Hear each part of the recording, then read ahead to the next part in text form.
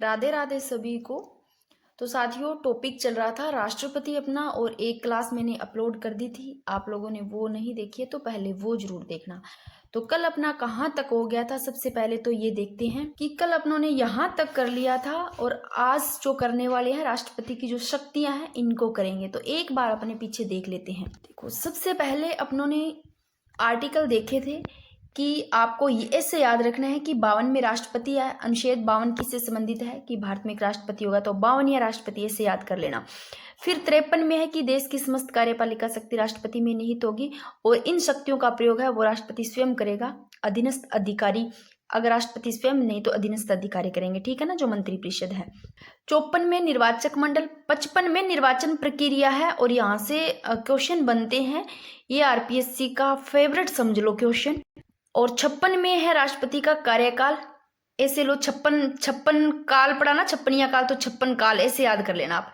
57 में पुनर्निर्वाचन, और 58 में योग्यताएं हैं जिसको बोलते हैं अहर्ताएं हैं जो, और 59 में शर्तें, 60 में शपथ है, और 61 में महाभियोग, यानी कि राष्ट्रपति पर महाभियोग चलाने की जो प्रक्रिया कैसे हटाया जाता है। ये सारे अपनों ने कल याद किए थे, तो एक बार थोड़ा सा देख लो कि 58 में योग्यताएं क्या क्या पड़ी थी, क्या क्या योग्यताएं हैं, और इन लाभ के पद में जो शामिल नहीं है वो देखे थे। ये कुछ वाद भी देखे थे, और बाद में बता रही हूँ कि लास्ट में ना सारे मैं वाद इकट्ठे करवा दूंगी, ट्रिक से करवा दूंगी, ठीक है ना। और ये वेरी वेरी इंपॉर्टेंट कि राष्ट्रपति उपराष्ट्रपति निर्वाचन अधिनियम जो 1952 है, इसमें प्रावधान है कि राष्ट्रपति उम्मीदवार को कितने 50 ही तो प्रस्तावक और 50 ही अनुमोदक की आवश्यकता होती है। ध्यान रखना, अनुमोदक और प्रस्ताव है वो 50-50 है, जमानत राशि है वो 15,000 है, और यदि कोई उम्मीदवार है वो मान लो कुल जो आवश्यक मत है उनका कितना 1/6 मान लो मत प्राप्त नहीं कर पाता है, तो उसकी जमानत है, जमानत राशि वो क्या कर ली जाती है, जब्त कर ली जाती है, आरबीआई में कहाँ होगी, जमा होगी। तो ये थोड़ा ध्यान रखना। फिर 59 भी पढ़ा था, सारे अपनों ने आर्टिकल ये पढ़े थे। और राष्ट्रपति का निर्वाचन मंडल है, ये वेरी वेरी इंपॉर्टेंट है, तो ये थोड़ा सा ध्यान रखना क्योंकि यहाँ से क्वेश्चन बनते हैं। मैं बात करूं तो इसको एक बार थोड़ा सा बता देती हूँ कि राष्ट्रपति का निर्वाचक मंडल है, ये आप ध्यान रखना कितने आर्टिकल 54 में है, क्योंकि ये अनुच्छेद जो 54 और जो अनुच्छेद 55 है ये इंपॉर्टेंट है। तो इसमें मैंने बताया कि राष्ट्रपति का निर्वाचक मंडल है, इसमें बात करें अपने कि कौन कौन राष्ट्रपति के चुनाव में भाग लेते हैं, तो आपको या तो आप सीधा ही ऐसे दे दो कि या तो मैं बोल दूं कि दोनों सदनों के नाम, या तो ऐसे आ सकता है दोनों सदनों के निर्वाचित सदस्य, या फिर ये बोल दूं कि लोकसभा राज्यसभा, एक ही बात है, राज्यसभा और लोकसभा और विधानसभा इनके सबके निर्वाचित सदस्य है, मनोनीत शामिल नहीं है भाई, ये ध्यान रखना आप। और ये ना जो 17वां संविधान संशोधन 1992 है, इसके द्वारा दिल्ली और पुदुचेरी केंद्र शासित प्रदेशों के विधानसभा के निर्वाचित सदस्य भाग लेंगे, इनको शामिल किया गया है, ठीक है ना। और भाग लिया पूछे तो 1997 में है, और भाग नहीं लेते हैं वो मनोनीत नहीं लेते हैं, निर्वाचित लेते हैं। तो मनोनीत सदस्य भाग नहीं लेंगे और विधान परिषद के सदस्य भाग नहीं लेंगे। और ये लाइन भी लिखा है कि आंग्ल भारतीय सदस्य राष्ट्रपति चुनाव में भाग ले सकते हैं, बट क्या होने चाहिए, निर्वाचित होने चाहिए, ठीक है ना। और निर्वाचन प्रक्रिया 55, ये मैं वापस सारे नहीं करवाऊंगी, आप एक बार इनको पीछे वाली क्लास देख लेना। जो आपको एक चीज ध्यान रखनी है, क्योंकि मैंने लास्ट में राष्ट्रपति भी सारे लिखे, आप कहोगे तो 5 मिनट की एक अलग से क्लास हो जाएगी जिसमें शानदार ट्रिक से भी करवा दूंगी, बाकी आप एक बार पढ़ लेना। ये आपको पूछा जा सकता है, एक आपको प्रथम ध्यान रखना है, और एक राष्ट्रपति वर्तमान का आपको सभी को पता है, प्रथम और वर्तमान के, और ये पढ़ने तो सारे ही है सीक्वेंस वाइज आपको, बट आपको ये जरूर ध्यान रखने हैं कि कौन से राष्ट्रपति है जिनका पद पर रहते हुए निधन हो गया। तो आप नाम से ही ध्यान रख लोगे कि जाकिर हुसैन और फखरुद्दीन अली अहमद। थोड़ा सा मुस्लिम नाम का आपका वैसे याद रह जाएगा, कोई और है नहीं तो आपको वैसे कोई ज्यादा दिक्कत नहीं आएगी, जाकिर हुसैन है, फखरुद्दीन अली अहमद। और आपको ये ध्यान रखना है कि राष्ट्रपति चुनाव में सांसद के जो बैलेट पेपर है इसका कलर और विधायक के बैलेट पेपर का, देखो अभी पूछा गया पीछे क्वेश्चन, तो कोई चीज का भरोसा नहीं, देखो बैलेट पेपर से प्रश्न पूछ लिया गया कौन से कलर का है, तो प्रश्नों का कोई भरोसा नहीं है ना, आपको पता है, क्योंकि अभी रीट में आपने देखा होगा किस प्रकार के प्रश्न पूछे गए हैं, तो आपको सारा ही पढ़ना है। तो पूछ ले राष्ट्रपति चुनाव में सांसद के बैलेट पेपर का कलर पूछे तो क्या है, तो ग्रीन है, और विधायक के बैलेट पेपर का कलर पिंक है, ठीक है। और शपथ किसमें है, राष्ट्रपति की शपथ आर्टिकल 60 में है। ये सारे मैंने कल आपको करवा दिए। अब पढ़ते हैं दोस्तों राष्ट्रपति की शक्तियां।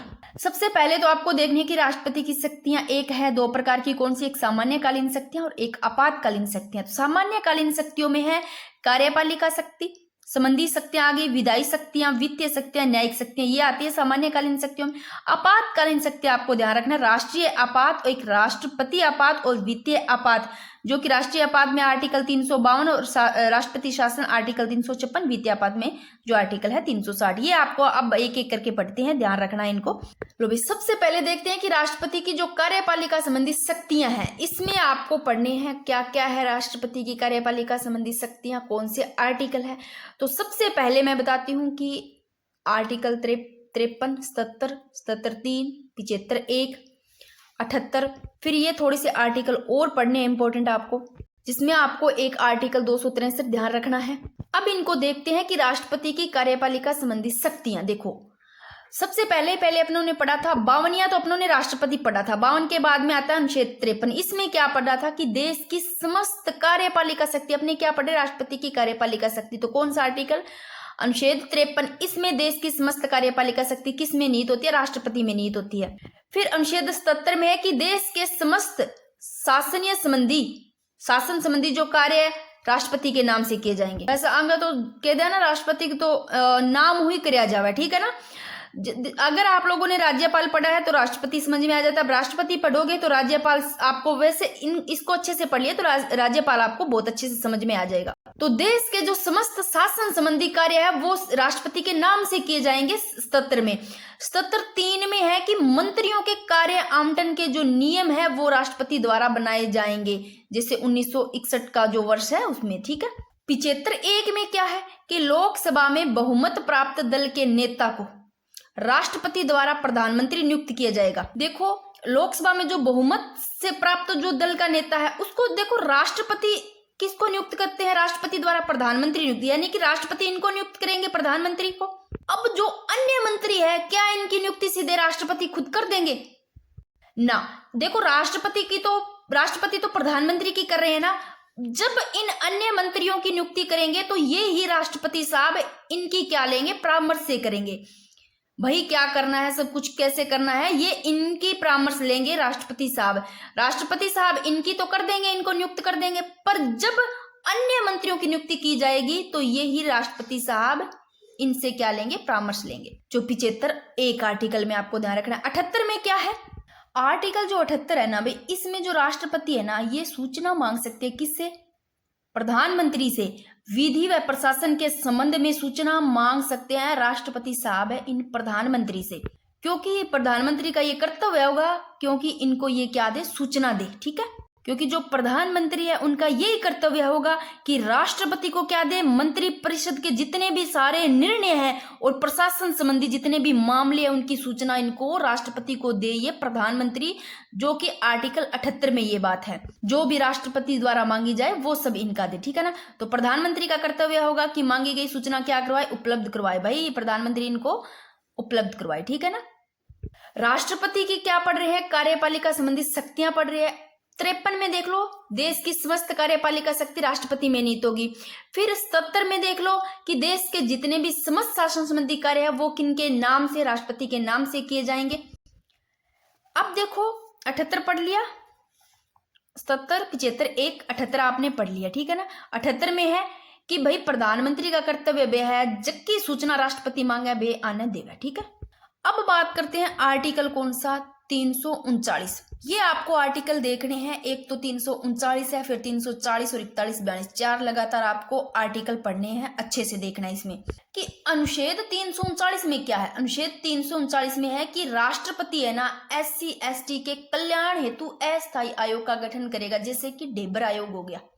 अगर आपसे प्रश्न पूछ लिया जाए कि राष्ट्रपति SC ST के कल्याण हेतु अस्थायी आयोग का गठन करेगा, कौन से आर्टिकल के तहत, तो अनुच्छेद 339 के तहत। फिर अनुच्छेद 340 में है कि राष्ट्रपति पिछड़ा वर्ग की पहचान हेतु आयोग करेगा। पिछड़ा वर्ग की पहचान हेतु आयोग करेगा कौन से आर्टिकल में, 340 में। SC ST के कल्याण हेतु अस्थायी आयोग को गठन कराएगा, वो 339 में। फिर 341 में है कि किसी भी जाति को SC में शामिल करने की अधिसूचना राष्ट्रपति द्वारा विधि संसद द्वारा दी जाए, ठीक है ना, 341 में।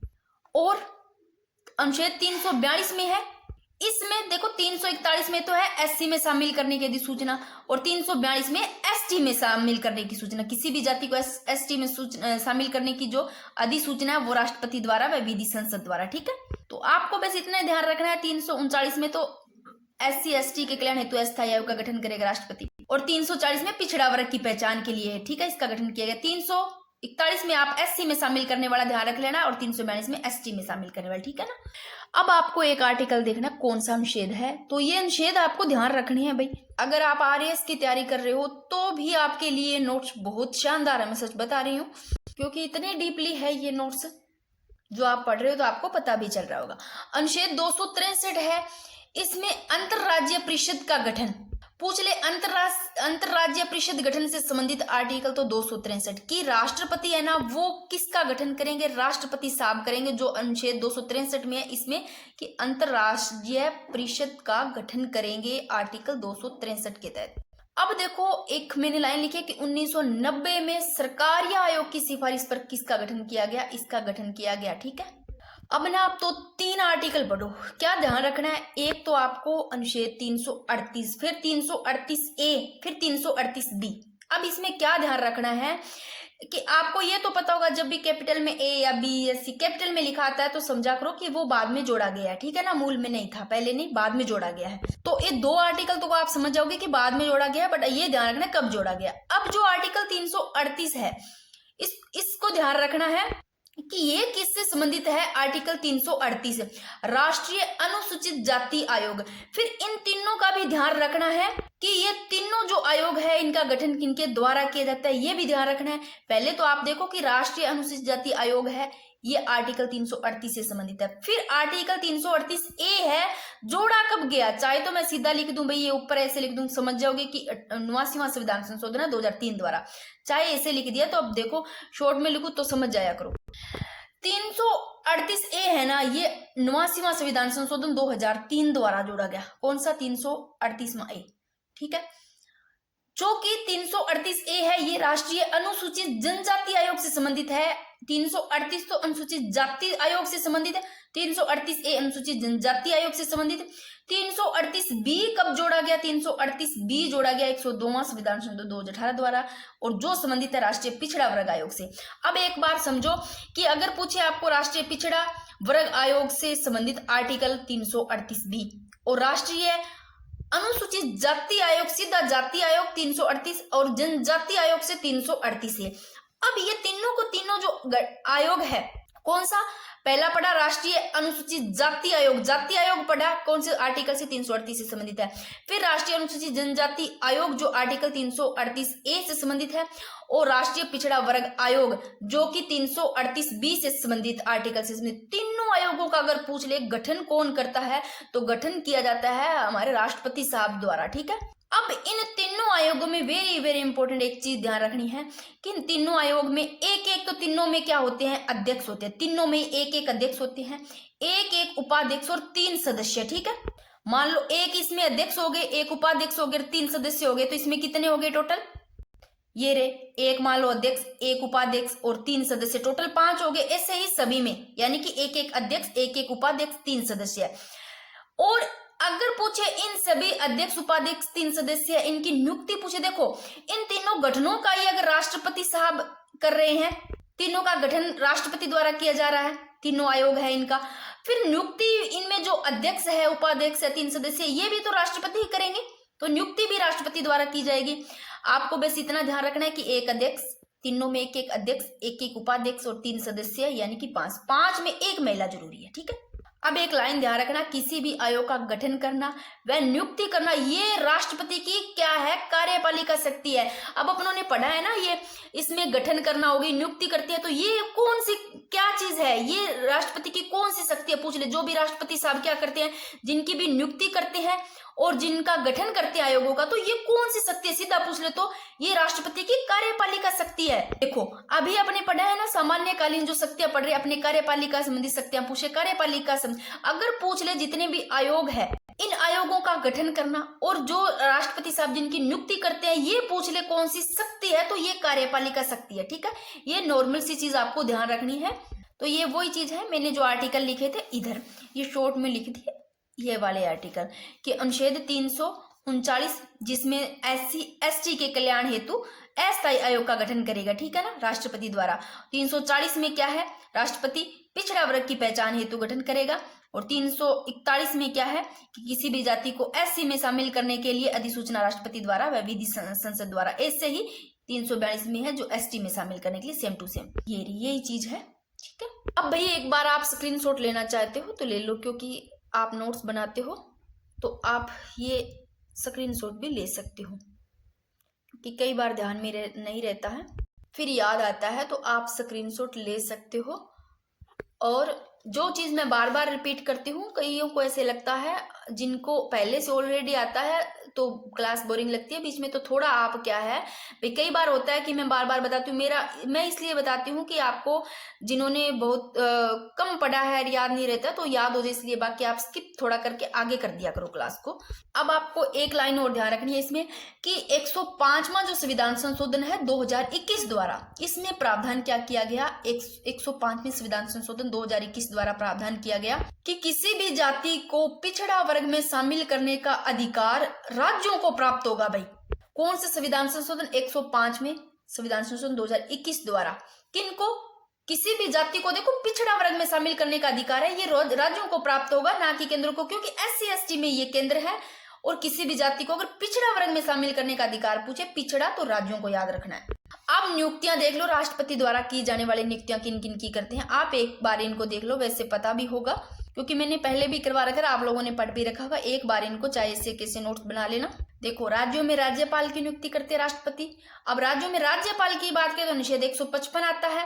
महान्यायवादी की करते हैं, और महान्यायवादी मैंने कौन से आर्टिकल में बताया, अनुच्छेद 76 में। और केंद्र शासित प्रदेश में उपराज्यपाल, प्रशासक, आयुक्त, जो कि इन सब की नियुक्ति करते हैं, जो अनुच्छेद 239 में।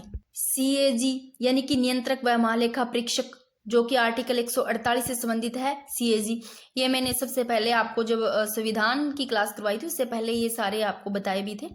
केंद्रीय वित्त आयोग के अध्यक्ष जो सदस्य है, जो आर्टिकल 280 में, ये इन सब की नियुक्ति राष्ट्रपति द्वारा की जाती है। और संघ संयुक्त लोक सेवा आयोग के अध्यक्ष सदस्य, इनकी भी नियुक्ति राष्ट्रपति द्वारा की जाती है। और दिल्ली और जो पुदुचेरी है, इनके मुख्यमंत्री की नियुक्ति भी इनके द्वारा की जाती है। तो दिल्ली में मुख्यमंत्री, जो आर्टिकल आप ध्यान रखना 239 AA, पुदुचेरी में मुख्यमंत्री संघ शासित प्रदेश अधिनियम जो 1963 की धारा 45, और विदेशों में आयुक्त, राजदूत, संविधान में उल्लेख नहीं है।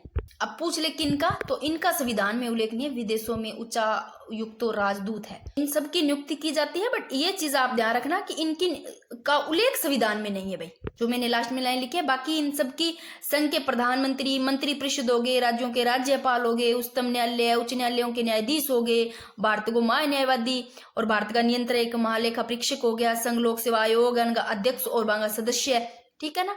और जो वित्त आयोग हो गया है ना, और इसके अलावा राजभाषा आयोग, ये भी इसमें है। अब ये थोड़ी सी मैंने लिखी है कि राष्ट्रपति के प्रसाद प्रेम धारण करने वाले अधिकारी, संघ के मंत्री, राज्यों के राज्यपाल, भारत के महान्यायवादी, जो कि राष्ट्रपति के प्रसाद प्रेम धारण करने वाले अधिकारी है जब तक राष्ट्रपति चाहे, वरना इनको हटा देते हैं, ठीक है। अब करेंगे राष्ट्रपति की विधायी शक्तियां। इससे पहले थोड़ा सा एक बार वापस इनको देख लेते हैं कि अपनों ने देखा राष्ट्रपति की कार्यपालिका संबंधी शक्तियां, जिसमें आर्टिकल देख लो एक बार इनको नजर से कि अनुच्छेद 53 देखा, जिसमें समस्त कार्यपालिका शक्ति राष्ट्रपति में निहित होगी। 77 में देख लिया, 77 3 में देख लिया, 75 1 में देख लिया, 78 में देख लिया, थोड़े से आर्टिकल ये देख लिए अपनों ने। फिर 263 अनुच्छेद देखा, जिसमें कि राष्ट्रपति है ना अंतरराज्यीय परिषद का गठन करेंगे। तो अनुच्छेद 63 है, ये अंतरराज्यीय परिषद से संबंधित है, जिसका गठन राष्ट्रपति द्वारा किया जाता है। अब ये 3 मैंने आर्टिकल बताए हैं, जो कि 338 है, ये तो है केंद्र राष्ट्रीय अनुसूचित जाति आयोग से संबंधित, और राष्ट्रीय जनजाति आयोग से, अनुसूचित जनजाति आयोग से संबंधित 338A है, 338B है, वो राष्ट्रीय पिछड़ा वर्ग आयोग से। इन तीनों का गठन किया जाता है राष्ट्रपति द्वारा। इनमें तीनों में एक एक अध्यक्ष हुआ है, एक एक उपाध्यक्ष हुआ है, 3 सदस्य हुए, और सारंगी अध्यक्ष उपाध्यक्ष सदस्य की नियुक्ति राष्ट्रपति के द्वारा करी जाए, में एक महिला अनिवार्य है। और जो भी राष्ट्रपति नियुक्ति करते हैं जिनका, और इन आयोगों का जो गठन करते हैं, वो पूछ ले राष्ट्रपति की कौन सी शक्ति है, तो ये कार्यपालिका शक्ति है। और ये लाइन आपको जरूर ध्यान रखनी है कि 105वां संविधान संशोधन 2021 द्वारा प्रावधान किया गया कि किसी भी जाति को पिछड़ा वर्ग में शामिल करने का अधिकार है, वो राज्यों को प्राप्त होगा, ठीक है। और इन सब की नियुक्ति राष्ट्रपति द्वारा की जाती है। अब करते हैं राष्ट्रपति की विधायी शक्तियां। उसमें कोई दिक्कत नहीं है, कार्यपालिका शक्ति में कोई दिक्कत नहीं होगी। राष्ट्रपति की विधायी शक्तियां, सबसे पहले देखते हैं राष्ट्रपति की विधायी शक्तियों में आर्टिकल 79। तो इसमें तो आपको पढ़ने की जरूरत ही नहीं है, 79 में तो कुछ नहीं है कि जो आर्टिकल 79 है इसके अनुसार संसद के दोनों सदन समझ रहे हो आप, दोनों सदनों के साथ राष्ट्रपति भी, संसद का क्या होता है, अभिन्न अंग होता है, और पता है संसद के 3 अंग होते हैं जिसमें राष्ट्रपति भी शामिल होता है भाई। तो अनुच्छेद 79 ये। अब बात करते हैं 83 की, कि राष्ट्रपति की विधायी शक्तियां पढ़ रहे हैं अपनों ने, कार्यपालिका शक्ति पढ़ी वो आपको समझ में आ गई होगी। अब विधायी शक्तियों में जो अनुच्छेद 83 है ये इंपॉर्टेंट है, इसमें ध्यान रखना कि राष्ट्रपति राज्यसभा में 12 सदस्यों को क्या करेंगे, मनोनीत करेंगे। जो ये 12 सदस्य होंगे किससे संबंधित होंगे, राज्यसभा में जैसे साहित्य, विज्ञान हो गया, कला और समाज सेवा, इन क्षेत्र का अच्छे से विशेष ज्ञान रखने वाले होंगे भाई। इन विशेष क्षेत्र का ज्ञान अनुभव रखने वाले व्यक्ति है, इनको मनोनीत करेंगे। राष्ट्रपति राज्यसभा में कितने, 12 सदस्यों को किससे संबंधित, तो ये भी थोड़ा देख लेना। अनुच्छेद 80 चाहे लिख लो आप, लिखा हुआ 83 में, ठीक है, सीधा 80 देता है तो 80 वरना 83 दे करके आपको पूछा जा सकता है। तो विधायी शक्तियों में पढ़ा 79 में तो कुछ नहीं, संसद के 3 अंग में भी राष्ट्रपति भी शामिल है, यही है। 83 में आपको ध्यान रखना है कि राष्ट्रपति राज्यसभा में कितने, 12 सदस्यों को क्या करेंगे, मनोनीत करेंगे। ये इससे संबंधित होंगे इन सब से, ठीक है ना। कौन से क्षेत्र से होंगे, साहित्य, विज्ञान, कला और समाज सेवा। फिर बात करते हैं, साथ में मैंने एक ही जगह लिख दिया ताकि आपको यह इसके साथ में याद रह जाए, अलग अलग से कहीं और से पढ़ोगे तो फिर याद ना रहे। तो एक जगह देखो, राजस्थान से राज्यसभा में एकमात्र मनोनीत सदस्य, ये राजस्थान से राज्यसभा में पूछे गए तो मैंने एक जगह लिखे हैं। एक तो है नारायण सिंह, एक माणक लाभ जो समाज सेवा जोधपुर से है, तो ये भी थोड़ा ध्यान रख लेना आप, एकमात्र मनोनीत सदस्य, ठीक है ना। राजस्थान से राज्यसभा में एकमात्र मनोनीत सदस्य है नारायण सिंह और माणक लाभ। फिर आपको ध्यान रखना है एक आर्टिकल 331, इसमें लिखा है यदि लोकसभा में कौन आंग्ल भारतीय समुदाय को उचित प्रतिनिधित्व नहीं मिलता है ना, कि लोकसभा में किनको, आंग्ल भारतीय समुदाय को मान लो उचित प्रतिनिधित्व नहीं मिला, तो राष्ट्रपति द्वारा 2 सदस्यों को मनोनीत किया जाएगा भाई। आर्टिकल 331 में यह है। तो 104वें संविधान संशोधन 2020 द्वारा इसको निष्प्रभावी कर दिया गया, यानी कि समाप्त नहीं किया गया, आरक्षण को बढ़ावा मतलब नहीं दिया गया, यानी कि निष्प्रभावी कर दिया गया, आगे नहीं बढ़ाया गया। जो था आर्टिकल 331 के तहत कि यदि मान लो लोकसभा में कोई आंग्ल भारतीय समुदाय है, मान लो उसको उचित प्रतिनिधित्व नहीं मिलता है, तो राष्ट्रपति द्वारा जो 2 सदस्य है उनको क्या किया जाएगा, मनोनीत किया जाएगा। तो यही बात 104वें संविधान संशोधन 2020 द्वारा इसको निष्प्रभावी कर दिया गया, मान ली इसको आगे नहीं बढ़ाया गया और समाप्त भी नहीं किया गया। अब आपको एक लाइन ध्यान रखनी है कि अंतिम आंग्ल भारतीय जो मनोनीत हुए, ये भी आपको ध्यान रखना है, कौन से अंतिम आंग्ल भारतीय जो मनोनीत हुए, तो रिचर्ड हे है केरल के और जॉर्ज बेकर बंगाल के, ये अंतिम भारतीय आंग्ल भारतीय जो मनोनीत हुए थे, रिचर्ड हे और जॉर्ज बेकर। अब 3 आर्टिकल है, इनको आप एक साथ पढ़ लो, कौन सा, अनुच्छेद 85, 86 और 87। इसमें क्या क्या है, इनको आप 2-3 बार पढ़ोगे ना तो याद हो जाएंगे, कोई ऐसी बात नहीं है।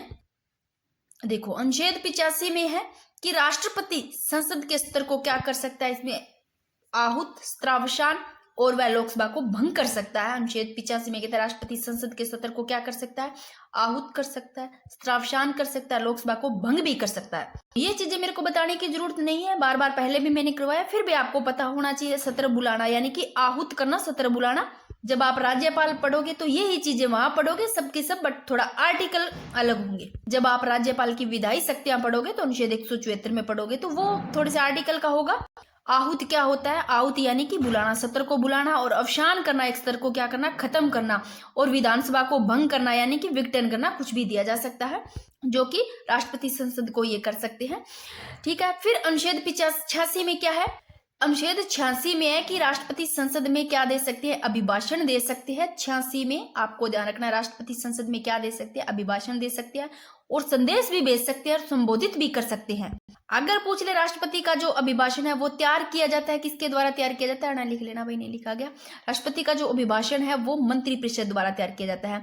तो अनुच्छेद 85 में है कि राष्ट्रपति संसद के स्तर को आहूत भी कर सका, स्त्रावसान और लोकसभा को भंग भी कर सका, 85 में। और 86 में है कि राष्ट्रपति संसद में अभिभाषण दे सका है, ध्यान रखना आप, इंपॉर्टेंट है ये आर्टिकल, और संदेश भेज भी सकते हैं, संबोधित भी कर सकते हैं, और जो अभिभाषण तैयार करते हैं मंत्रिपरिषद द्वारा तैयार। फिर 87 में क्या है कि राष्ट्रपति वर्ष की प्रथम बैठक व लोकसभा के गठन की प्रथम बैठक में दोनों सदनों कहते हैं, समझ जाते हो आप, लोकसभा राज्यसभा, दोनों सदनों के समवेत स्तर में विशेष अभिभाषण देंगे भाई। तो आप ये तीनों आर्टिकल एक साथ देख लेना। फिर आर्टिकल आपको देखना 99, इसमें है कि संसद के सदस्यों को शपथ राष्ट्रपति या राष्ट्रपति के प्रतिनिधित्व द्वारा दिलाई जाती है। अब देखो, संसद के जो सदस्य हैं, इनको शपथ किनके द्वारा दिलाई जाती है? संसद के सदस्यों को राष्ट्रपति या राष्ट्रपति की जो प्रतिनिधि यानी कि जो प्रोटेम स्पीकर है, इनके द्वारा दिलाई जाती है। आर्टिकल 99 में ये बात है। तो संसद के सदस्यों को शपथ कौन दिलाते हैं? राष्ट्रपति या राष्ट्रपति के जो प्रतिनिधि है, जो प्रोटेम स्पीकर, इनके द्वारा दिलाई जाती है। तो अनुच्छेद कौन से में? 99 में। फिर आप साथ में ये याद कर लो कि 18वीं जो लोकसभा है, इसमें प्रोटेम स्पीकर भर्तृहरि मेहताब थे। तो पूछ लिया आपको कि 18वीं लोकसभा में प्रोटेम स्पीकर, तो ध्यान रखना भर्तृहरि मेहताब। और लोकसभा का स्थायी अध्यक्ष बनते ही प्रोटेम स्पीकर का क्या हो जाता है? पद क्या हो जाता है? समाप्त। जब लोकसभा का स्थायी अध्यक्ष बन जाता है भाई, तो प्रोटेम स्पीकर का वो पद समाप्त हो जाता है, अस्थायी वाला। ठीक है ना? कई बार आप भी ध्यान नहीं करते होगे और मेरे को तो पता नहीं चलता, क्योंकि मेरे मन में जो चीज होती है ना भाई, हाँ यहाँ से ये चीज थोड़ा सा करवा देती हूँ, क्योंकि यहाँ से प्रश्न पूछे जाते। कई बार पहले स्टार्टिंग में शॉर्ट भी डाल देती थी कि कई बार ऐसा होता था ये चीज इंपॉर्टेंट है। तो आप लोगों ने देखी होगी, कुछ तो मैंने ज्यादा वीडियोज हो गई थी तो मैंने डिलीट कर दी थी शॉर्ट भी, और कुछ ऐसे है आप देख लेना किसी थे उसमें 2 मिनट की जो शॉर्ट डाली उसमें प्रश्न बन गए थे। क्योंकि आप अभी भी जाकर चेक कर लेना, एक प्रश्न बना था शायद वासुदेव देवनानी से बना था ना, विधानसभा से।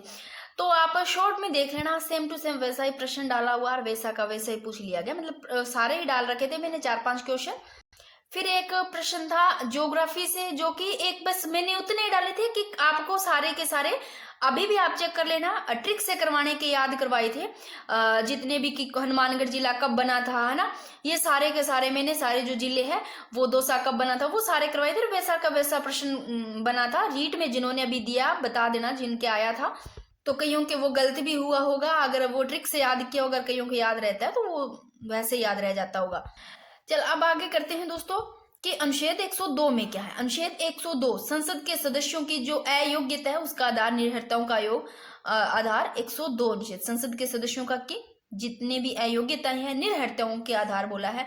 यानी कि क्या क्या है निरर्हताओं की, यहाँ पर योग्यताओं की बात नहीं हो रही, अयोग्यताओं की बात हो रही है। अनुच्छेद 102 में संसद के सदस्यों की क्या क्या, देखो, मानसिक चित्त विकृति हो जाने पर, यानी कि पागल हो जाने पर, ठीक है ना, दिवालिया घोषित होने पर, दिवालिया यानी कि ऋण चुकाने में जो असमर्थ होता है, कुछ वही नहीं बचता, ठीक है ना, दिवालिया, और मानसिक चित्त विकृति हो जाने पर, और भारत का नागरिक मान लो न रहे, तो ये सारी अयोग्यताएं हैं। और लाभ का पद धारण कर लेता है, ये भी विधि के विपरीत है ना, तो लाभ का पद धारण नहीं करना चाहिए भाई। योग्यताएं तो यही बताई थी मैंने सारी की सारी।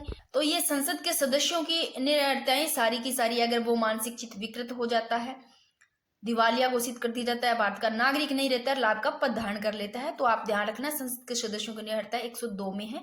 तो ये आर्टिकल 103 में संसद के सदस्यों की निरर्हताओं का निर्धारण पूछ ले किनके द्वारा किया जाता है। संसद के सदस्यों की निरर्हताओं का निर्धारण राष्ट्रपति के द्वारा किया जाता है। तो संसद के सदस्यों की निरर्हताओं का निर्धारण 103 में। और पूछे, देखो, निर्धारण राष्ट्रपति के द्वारा किया जाता है, किसकी परामर्श से किया जाता है पूछे तो केंद्रीय निर्वाचन आयोग की परामर्श से। कौन से आयोग? केंद्रीय निर्वाचन आयोग की परामर्श से। तो इंपॉर्टेंट है, सारे के सारे आप एक बार देख लो, एक बार फिर से देख लो। अनुच्छेद 85 में देख लो, राष्ट्रपति संसद के सत्र को क्या कर सकता है? आहूत सत्रावसान और लोकसभा ने भंग भी कर सका। और 86 में अभिभाषण दे सका, भाई संदेश भेज सकर संबोधित कर सका, ठीक है। और 87 में विशेष अभिभाषण की बात है। राष्ट्रपति वर्ष की प्रथम बैठक व लोकसभा के गठन की प्रथम बैठक में जो दोनों सदन है उसके संवेद स्तर में विशेष अभिभाषण देंगे। सत्र है जो बजट स्तर, ठीक है ना। फिर 99 में संसद के सदस्यों को शपथ राष्ट्रपति या राष्ट्रपति के जो प्रोटेम स्पीकर प्रतिनिधि है इनके द्वारा दिलाई जाती है। तो आप ये जरूर ध्यान रखना, इंपॉर्टेंट है। 18वीं लोकसभा में प्रोटेम स्पीकर भर्तृहरि मेहताब, और जब वो लोकसभा का मान लो स्थायी अध्यक्ष बन जाता है तो वो उसी टाइम उस प्रोटेम स्पीकर का क्या हो जाता है? पद समाप्त हो जाता है जो अस्थायी था, ठीक है ना। और 102 और 103 में आप देख लो। फिर अनुच्छेद 108 में क्या है? अनुच्छेद 108 और 111 पढ़ लो। ये रहा 111, फिर अध्यादेश करेंगे। 123 में अध्यादेश है, फिर आ जाएगी न्यायिक शक्तियां। अनुच्छेद 108 में है संयुक्त बैठक, ठीक है। ये बुलाई कब जाती है और क्यों? देखो, संसद जब संसद के दोनों सदनों, ठीक है, दोनों सदन, लोकसभा और राज्यसभा, संसद के दोनों सदनों में किसी विधेयक को लेकर के मान लो गतिरोध उत्पन्न हो गया, तो ऐसी स्थिति में वो संयुक्त बैठक बुला सकता है। आर्टिकल 108 में संयुक्त बैठक कब बुलाई जाती है? जब संसद के दोनों सदनों में क्या है, किसी विधेयक को लेकर के क्या हो जाता है, गतिरोध उत्पन्न हो जाए। और पूछे बुलाते कौन है, तो राष्ट्रपति द्वारा ही बुलाई जाती है। ठीक है। संयुक्त बैठक की अध्यक्षता कौन करेंगे? तो आर्टिकल ध्यान रखना 111(8) अनुच्छेद 118(4) है। सॉरी, क्या बोला मैंने, 108 बोल दिया क्या? अध्यक्षता इस संयुक्त, देखो संयुक्त बैठक बुलाते आर्टिकल 108 में संयुक्त बैठक है जो बुलाते कौन है? राष्ट्रपति साहब बुलाते हैं। क्यों बुलाई, कब बुलाई जाती है? ध्यान रखना, दोनों में अगर दोनों सदनों में विधेयक को लेकर कोई गतिरोध उत्पन्न हो जाती है तब बुलाई जाती है।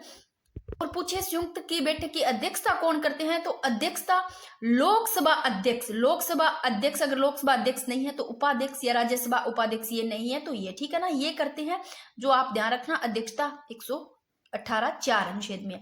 फिर है बैठक की प्रक्रिया के नियम क्या है, रूल, जो कि 118(3) में है नियम। देखो कौन बनाएंगे बैठक की प्रक्रिया के नियम?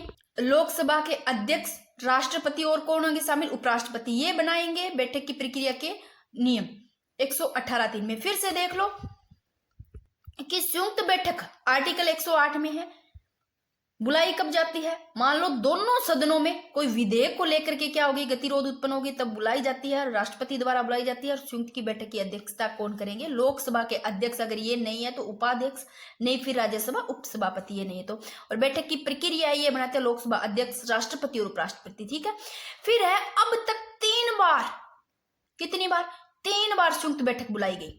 एक तो आपको ध्यान रखनी है कब कब, 1961, फिर 1978 और 2002 में। जब पहली बार बैठक, देखो 3 बार बैठक बनाई, पहली बार बुलाई गई संयुक्त बैठक, जब पहली बार बुलाई गई तब कौन सा कानून था?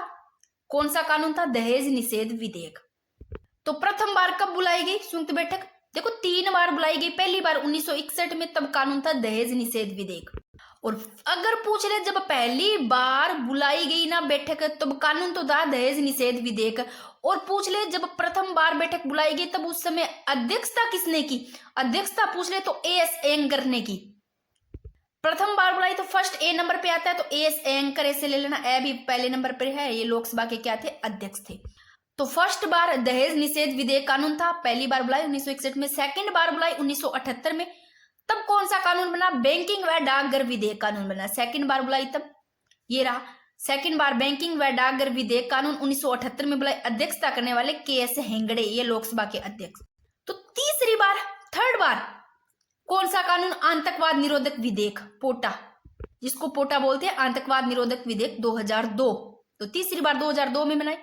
तो तीसरी बार में क्या थे? यहां तो देखो पहली बार जब बुलाई तब एएस एंकर ये लोकसभा के अध्यक्ष थे। सेकंड बार जो कानून था बैंकिंग व डाकघर विधेयक बुलाई गई 1978 में, तब अध्यक्षता के ऐसे हेगड़े ने किया, ये लोकसभा अध्यक्ष थे। जब थर्ड बार बुलाते हैं तब कानून तो था आतंकवाद निरोधक विधेयक, बट यहाँ पर उपाध्यक्ष थे, क्योंकि यहाँ पर देखो जो लोकसभा के अध्यक्ष है जीएमसी बालयोगी, उनकी मृत्यु होने पर फिर उपाध्यक्ष ही होंगे ना, तो पीएम सईद ये उपाध्यक्ष थे, ये लोकसभा के उपाध्यक्ष थे, ना कि अध्यक्ष थे, क्योंकि इनकी मृत्यु होने पर ये थे उपाध्यक्ष। तो आप इन तीनों को ध्यान रख लेना। कोई चीज आपको जितना भी मैंने करवाया है उनको पढ़ना पड़ेगा। मैं बता दूं, आप जब भी कहीं से ऐसे देखते हो कि एनसीईआरटी की बुक्स में बुक से प्रश्न बने हैं, उस चीज से बने हैं, वहां से बने हैं, आपकी क्या रहती है, इच्छा रहती है, एक बार इतना जोश आता है आपको, सच बताना आपके साथ होता होगा, जोश आता है होगा, मैं वो बुक लेकर के ही आऊंगी, है ना, ऐसे करते होंगे आप। बुक ले आते हो, 2 दिन पढ़ते हो, 3 दिन पढ़ते हो, 1-2 दिन में तो मजा आता होगा आपको, और आपने पहली बार भी नोट्स बनाए होंगे शानदार, 1-2 दिन में, बाद में आप वो ही पढ़ जाते हो ढीले, है ना। तो आप लोगों को लगता है कि हम बुक लेकर आए हो, आपको बाद में उनमें समझ में नहीं आता है, क्योंकि आपको आप बोरिंग होते हो और बोर लगता है भाई पढ़ते हो। तो यही चीजें हैं, वो चीजें उसमें आप चाहे तो अपनी नोटबुक में लिख लो, चाहे बुक से पढ़ लो। आदत नहीं पड़ी है ना आपको पढ़ने की, ऐसे मैं बता रही हूँ, आदत नहीं पड़ी है आपको, तो बस ट्रिक वाली क्लासेस मिल जाए, कहीं से फटाफट आधे घंटे में टॉपिक हो जाए, वो चीज की आदत पड़ी है, और वहां से अब प्रश्न नहीं बनेंगे। जहां से आपको 15 मिनट या 20 मिनट आधे घंटे की क्लास मिलेगी और बिल्कुल शॉर्ट में होगा, वो प्रश्न नहीं बनेंगे। आप अभी 3rd ग्रेड में भी पेपर देख करके आए हो, लेवल देख करके आए हो, और जो पीटीआई वाले पढ़ रहे हैं ना, यहाँ पर कर रहे हैं, वो कहीं आप इस भरोसे बैठे होंगे भी हम तो पीटीआई वाले, हमारा क्या होगा, पेपर आएगा इजी। आपके भी होश उड़ जाएंगे पेपर देखोगे तो, क्योंकि मैंने खुद ने अभी पीछे वाले पेपर देखे भाई, मैं तो खुद सोच रही हूँ लेवल 1 वालों का इतना हार्ड बना दिया, बेचारे लेवल 1 वाले थे वो तो। उससे अलावा तो जो लेवल 2 वाले हैं उनका सही था, अच्छा था। फिर भी मेरा काम है करवाना और मैं करवा रही हूँ। इसके बाद में आपको टेस्ट सीरीज करना वो आपका काम है, प्रैक्टिस करनी आपकी काम है, आप करोगे वो, क्योंकि रिवीजन और टेस्ट सीरीज बहुत ज्यादा महत्वपूर्ण है। साथ में जितना भी करते हो उसके साथ में टॉपिक का जो आपका हो जाता है तो क्विज कर लिया करो। देखो मैं अभी जैसे फरवरी कंप्लीट हो जाएगा तो मार्च में तो मैं खुद ही थोड़ी थोड़ी आपको स्टार्ट करवा दूंगी टेलीग्राम पे, जैसे मैं पहले करवाती थी। अपने टॉपिक ले लिया करेंगे, बता दिया करूंगी टॉपिक, वो आप करके फिर अपने कर लेंगे, ठीक है ना। वो आप पहले लर्न कराया करो। तो एक बार 3 देख लो, अब तक 3 बार संयुक्त बैठक बुलाई गई है, 3 61 में, 1978 में, फिर 2002 में। तो कौन सा कानून बना था और किस समय कौन से जब प्रथम बार बुलाई गई तब अध्यक्षता किसने की थी, और क्या लोकसभा के अध्यक्ष थे, कौन से उपाध्यक्ष थे, तो ये देख लेना थोड़ा सा। फिर है अनुच्छेद 11, संसद द्वारा पारित विधेयक के संबंध में राष्ट्रपति को प्राप्त शक्ति। अनुच्छेद 111 में क्या है, संसद के द्वारा पारित जो विधेयक है उसके संबंध में राष्ट्रपति को शक्ति प्राप्त है और विधेयक को स्वीकृति और अस्वीकृति कर सकते हैं। स्वीकृत भी कर सकते हैं, नहीं होने पर अस्वीकृत भी कर सकते हैं। और ये चीजें आपको आर्टिकल 111 ये समझ में नहीं आती है, तो मैंने जब पहले राष्ट्रपति करवाया तब एक एक चीज एक आर्टिकल 111 पर इतना टाइम लगा करके समझाया है कि कैसे होता है, स्वीकृति कैसे करते हैं, पुनर्विचार वापिस कैसे भेजते हैं, सारा चीज मैंने समझाया। तो आप पहला जब मैंने राष्ट्रपति करवाया वो क्लास आप देख सकते हो, क्योंकि यहाँ तो बहुत सारी ऐसे मैंने डीपली चीजें ले रखी है, एक एक चीज करवाने लग जाऊंगी तो बहुत लंबी हो जाएगी क्लास। देखो संसद के द्वारा जब विधेयक पारित हो गया तो उसके संबंध में राष्ट्रपति को यह शक्ति प्राप्त, और विधेयक को स्वीकृति तो है, अस्वीकृत भी कर सकते हैं और पुनर्विचार हेतु भेज भी सकते हैं वापिस के लिए।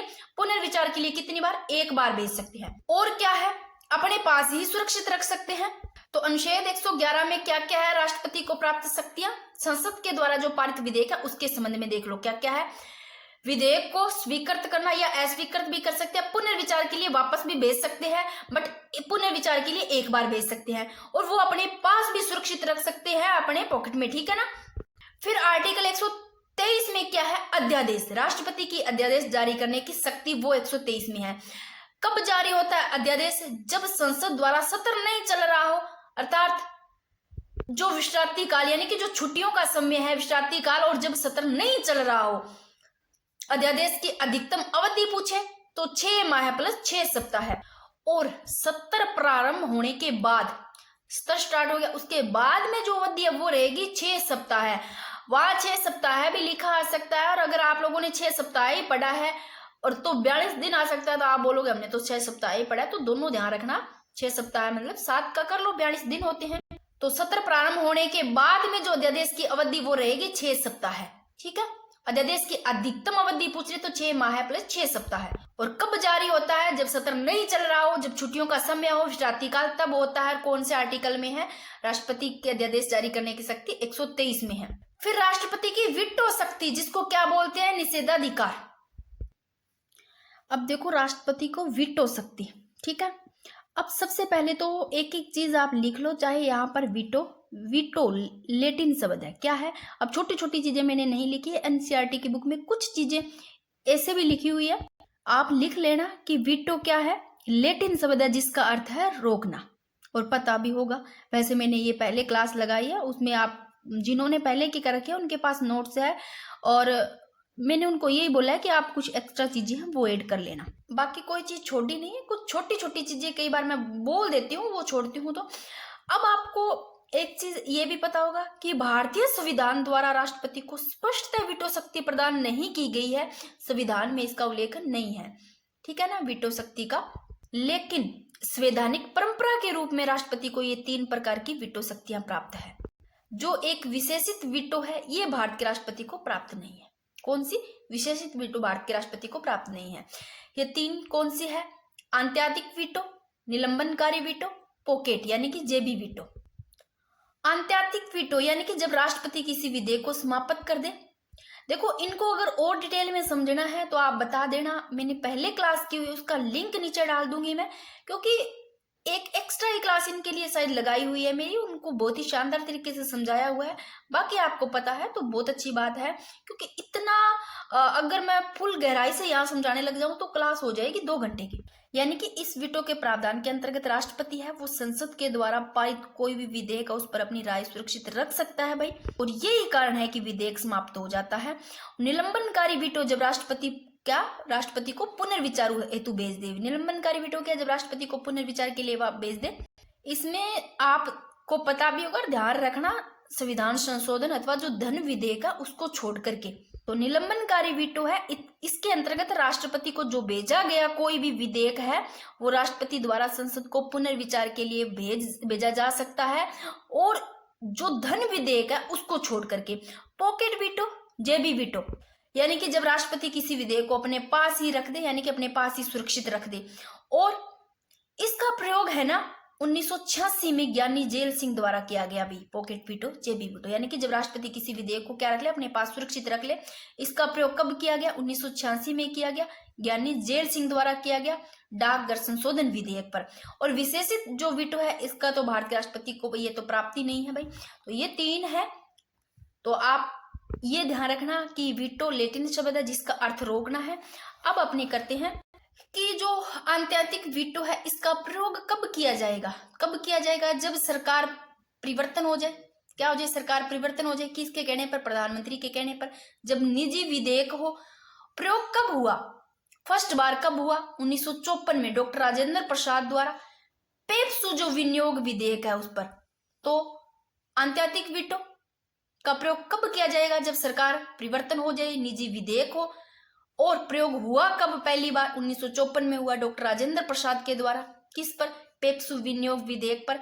और सेकंड बार कब, 1991 में। तो फर्स्ट बार 1954 में हुआ, सेकंड बार हुआ वो 1991 में आर वेक्टरमैन द्वारा और सांसदों के वेतन भत्तों में वृद्धि पर। ठीक है, अब करते हैं न्यायिक शक्तियां।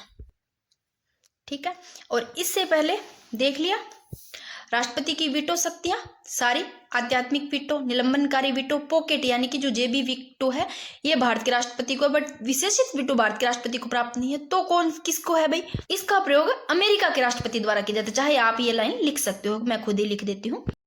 ठीक है, विशेषित वीटो अमेरिका के राष्ट्रपति द्वारा प्रयोग। चलो अब चलते हैं कि न्यायिक शक्तियां, राष्ट्रपति की न्यायिक शक्तियां।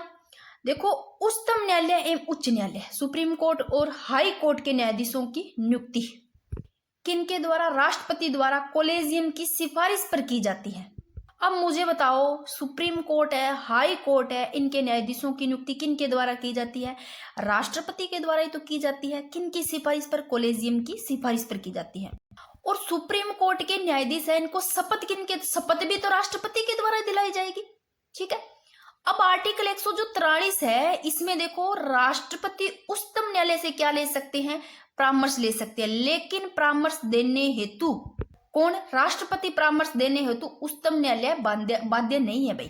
परामर्श दे ये कोई बाध्य नहीं है, राष्ट्रपति उच्चतम न्यायालय से परामर्श ले सकता है, लेकिन राष्ट्रपति परामर्श देने हेतु उच्चतम न्यायालय बाध्य नहीं है। और जो परामर्श दी गई है उस परामर्श को मानने हेतु राष्ट्रपति भी बाध्य नहीं है भाई। तो अनुच्छेद 143 के तहत राष्ट्रपति को उच्चतम न्यायालय से परामर्श का अधिकार दिया गया है, बट बाध्य जरूरी नहीं है कि बाध्य हो। ठीक है ना, और परामर्श अगर देते हैं तो मानने के लिए भी राष्ट्रपति बाध्य हो, ये भी जरूरी नहीं। ठीक है ना, बाध्य नहीं है। यदि संविधान के लागू होने से पूर्व का, क्या एक लाइन लिखी है, मान लो संविधान लागू हुआ, उस संविधान के लागू होने से पूर्व पहले का मामला हो तो उच्चतम न्यायालय को परामर्श देनी होगी, लेकिन राष्ट्रपति मानने हेतु बाध्यकारी नहीं होंगे। मान लो संविधान के लागू होने से पहले का कोई मामला है तो उच्चतम न्यायालय को परामर्श देनी होगी भाई, और लेकिन राष्ट्रपति है वो मानने के हेतु बाध्य नहीं होंगे। ठीक है, अब राष्ट्रपति के प्रतिनिधि के रूप में उच्चतम न्यायालय में, हाईकोर्ट में कौन, महान्यायवादी उपस्थित होते हैं एवं परामर्श देने हेतु परामर्शदात्री पीठ का गठन किया जाता है। और जो ये पीठ है इसमें कितने, 5 सदस्य होते हैं।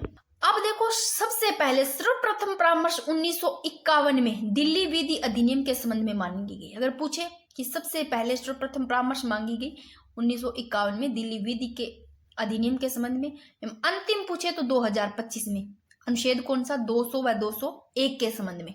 तो सबसे पहले सर्वप्रथम परामर्श 1951 में दिल्ली विधि अधिनियम के संबंध में, और अंतिम 2025 में आर्टिकल 200 201 के संबंध में। फिर अनुच्छेद 72 में क्या है? अनुच्छेद 72 में है क्षमादान शक्तियां। कितनी? इसमें 5 प्रकार की क्षमादान की शक्तियां हैं। क्षमा यानी कि सजा को पूर्णतः माफ कर देना। लघुकरण सजा की प्रकृति स्वरूप में परिवर्तन। देखो, क्षमा तो यानी कि सजा को पूर्णतः माफ कर देना, यानी कि दोषी को दिया गया जो दंड है पूरी तरह समाप्त हो गया। और लघुकरण दंड की कठोरता है उसको कम किया जा सकता है। सजा की प्रकृति मान लो कठोर थी तो उसको कम किया जा सकता है, उसके स्वरूप में चेंजिंग किया जा सकता है। परिहार सजा की अवधि को कम करना, यानी कि दंड की जो प्रकृति है उस प्रकृति में परिवर्तन किए बिना ही दंड की मात्रा है उसको कम कर दिया जाना। प्रकृति तो वैसी की वैसी है बट उसकी मात्रा को कम कर देना, ठीक है ना, अवधि को कम कर देना। विराम विशेष परिस्थितियों में सजा को स्थगित करना। विशेष परिस्थितियों में कोई विशेष कारण है उससे दंड की मात्रा को कम किया जा सकता है। और प्रविलंबन यहाँ हो रही है विराम में तो विशेष परिस्थितियों में, और प्रविलंबन में सामान्य परिस्थितियों में सजा को स्थगित करना। मृत्युदंड को अस्थायी रूप से निलंबित किया जा सकता है, ठीक है। तो ये थोड़ी सी जो क्षमादान की शक्तियां तो आपको पता होगा आर्टिकल 72 में है। तो 5 प्रकार की शक्तियां भी देख लेना, क्षमा, लघुकरण, परिहार, विराम, प्रविलंबन। फिर ये थोड़े आपको वाद देखनी है। वाद क्या है? एक है मारूराम बनाम भारत संघ 1981। इसमें राष्ट्रपति द्वारा क्षमादान शक्ति का प्रयोग मंत्रिपरिषद की परामर्श से करना होगा।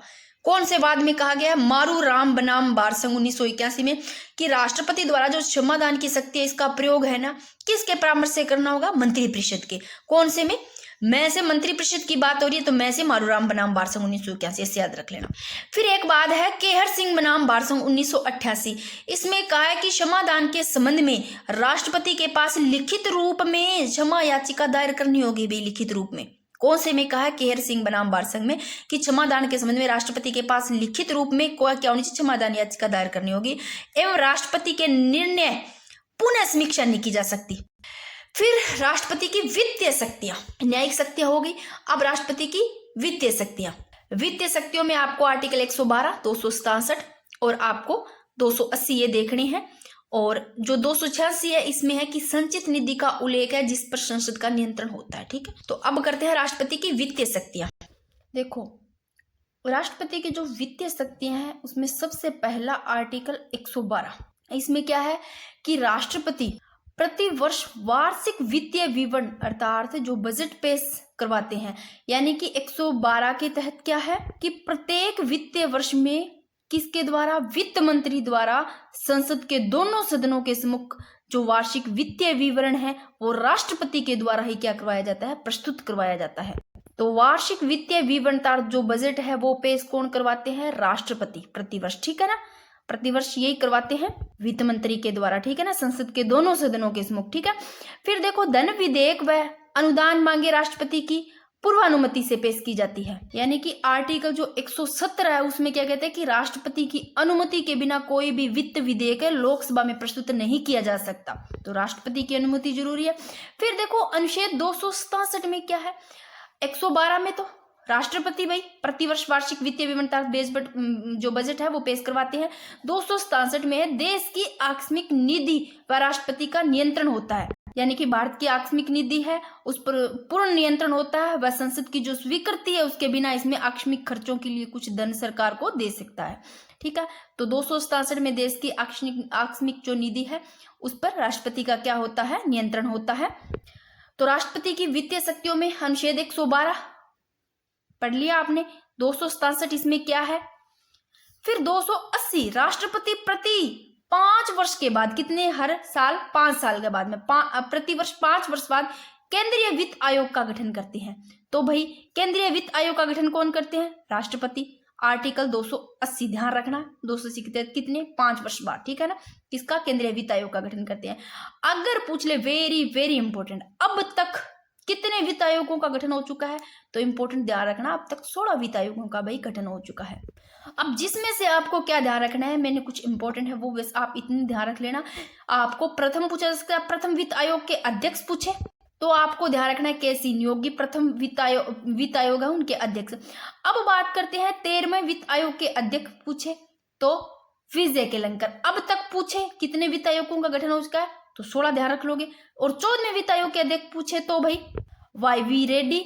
और 15वें वित्त आयोग के गठन तो एन.के. सिंह।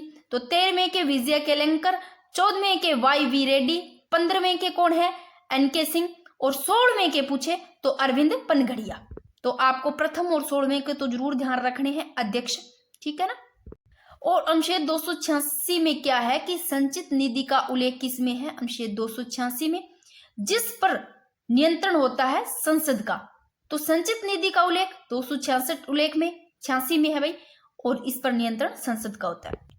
एक बार फिर से देख लो, राष्ट्रपति की वित्तीय शक्तियों में राष्ट्रपति प्रति वर्ष वार्षिक वित्तीय विवरण तथा बजट पेश करता है, अनुच्छेद 112 के तहत याद रखना है, ठीक है ना। धन विधेयक व अनुदान मांगे तो किस राष्ट्रपति की पुनरावृत्ति से पेश किया जाता है, ठीक है ना। और आकस्मिक निधि पर राष्ट्रपति का नियंत्रण होता है देश की, भारत की, तो 267 पर, अनुच्छेद 267 में है। राष्ट्रपति है भाई हर साल प्रति वर्ष 5 वर्ष के बाद में केंद्रीय वित्त आयोग का गठन करता है, जो कि आर्टिकल 280 के तहत। अब तक पूछे कितने वित्त आयोगों का गठन, तो 16, ठीक है ना। प्रथम वित्त आयोग के अध्यक्ष पूछे तो के.सी. नियोगी, और 16वें के पूछे तो अरविंद पनघड़िया। चलो अब राष्ट्रपति की आपातकालीन शक्तियां। देखो टॉपिक काफी बड़ा है, राष्ट्रपति बहुत बड़ा टॉपिक है, इसलिए इसमें 2 क्लासें लग गई। ओने को मैं एक क्लास में करवा देती, फिर कुछ छूट जाए चीजें तो फिर कोई फायदा नहीं है।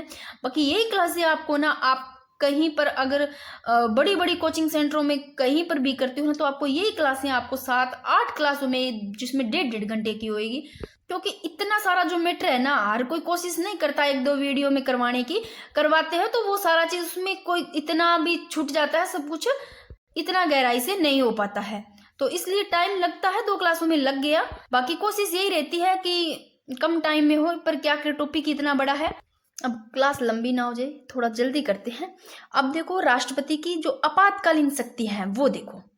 आपातकालीन शक्तियों की बात करें तो संविधान के कौन से, संविधान के 18वें भाग में आपातकालीन जो आपात की जो स्थिति है वो संबंधित कुछ शक्तियां प्रदान है, भी कौन कौन सी है। तो संविधान के 18वें भाग में आपात स्थिति कौन सी, राष्ट्रीय आपात, राष्ट्रपति शासन, वित्तीय आपात, ये शक्तियां। जो कि राष्ट्रीय आपात की बात करें तो आर्टिकल 352, राष्ट्रपति शासन आर्टिकल 356, और वित्तीय आपात से संबंधित आर्टिकल 360। ये ध्यान रखना है आपको। 352 फिर 56, सीधो 52 के बाद में फिर सीधो 60 है, ठीक है ना। तो पहले राष्ट्रीय आपात, राष्ट्रपति शासन, तो आर्टिकल ऐसे याद कर लेना, वित्तीय आपात 360।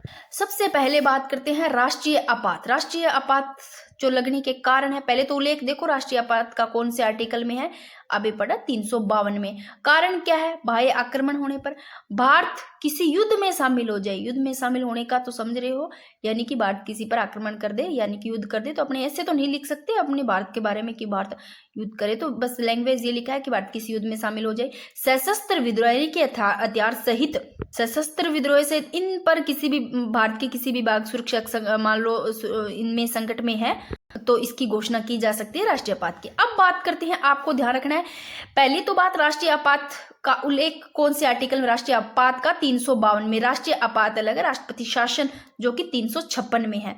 352 में राष्ट्रीय आपात। कारण क्या है, बाह्य आक्रमण होने पर भारत किसी युद्ध में मान लो शामिल हो जाए, मतलब आक्रमण कर दे, सशस्त्र विद्रोह सहित, यानी कि हथियार सहित करने पर। अब बात करते हैं, जो एक ध्यान रखना वेरी वेरी इंपॉर्टेंट है, खास करके जो सशस्त्र विद्रोह है ना, ये जो शब्द है क्या पहले था मूल संविधान में।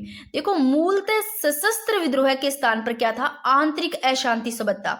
तो भाई पहले ये नहीं था, ये बाद में जोड़ा गया। कब जोड़ा गया, तो देखो जो पहले आंतरिक अशांति शब्द था वो हटा दिया गया। कब, 44वें संविधान संशोधन 1978 द्वारा इसकी जगह कर दिया सशस्त्र विद्रोह है। तो मूलतः सशस्त्र विद्रोह के स्थान पर कौन सा था, आंतरिक अशांति शब्द था भाई। अब ये आपको ध्यान रखने, पहले ये था। अब बात करते हैं, फिर देखेंगे कि 3 बार राष्ट्रीय आपातकाल जो घोषणा की गई है वो कौन कौन सी है। पहले देखो आपातकाल लगाने की प्रक्रिया, आपातकाल लगाना है तो कैसे लगाना है, फिर हटाना है तो कैसे हटाना है, ये पढ़ेंगे।